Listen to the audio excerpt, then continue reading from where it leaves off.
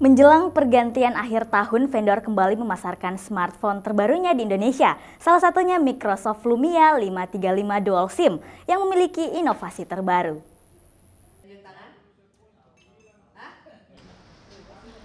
Microsoft Device Indonesia mengumumkan kehadiran smartphone Microsoft Lumia 535 Dual SIM dengan sistem operasi terbaru Windows Phone 81 yang memberikan pengalaman Microsoft terbaru dengan harga yang lebih terjangkau.